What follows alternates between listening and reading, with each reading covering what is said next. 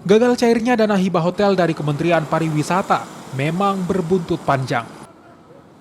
Tak hanya Kadis Pariwisata Makassar, Rusmayani Majid yang harus lengser, tapi juga soal masa depan hotel di tengah pandemi COVID-19.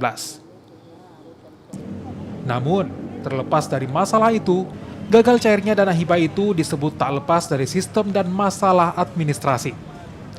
Mantan Kadis Pariwisata Makassar menyebut, terlambatnya sistem koordinasi antar dinas jadi salah satu pemicunya.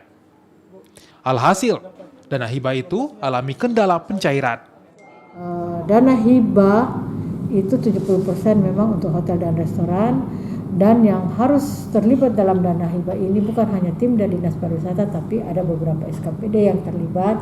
Misalnya yang pertama inspektorat, tugasnya untuk mereview semua berkas-berkas yang disampaikan ke Dinas Pariwisata.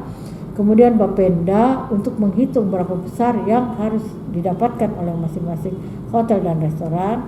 Kemudian BPKAD untuk pencairannya ada di BPKAD. Kemudian di PTSP terkait dengan perizinan-perizinan yang dipersyaratkan dalam Juknis. Jadi bukan hanya Dinas Pariwisata semata-mata.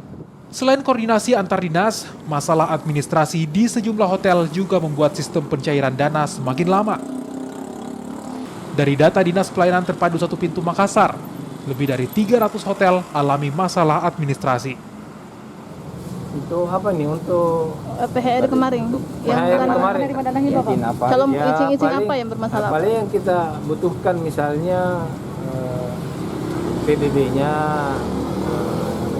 kan PBB wajib saya kira harus dilunasi sebelum. Kemudian mungkin dari alas haknya, kita kan harus lihat juga seperti apa. Jangan sampai termasuk IMB-nya, jangan sampai IMB yang diperlihatkan IMB rumah tinggal padahal ini IMB hotel. Ada kasus seperti itu? Sebelumnya, Makassar mendapatkan dana hibah hotel dari Kementerian Pariwisata sebesar 48 miliar.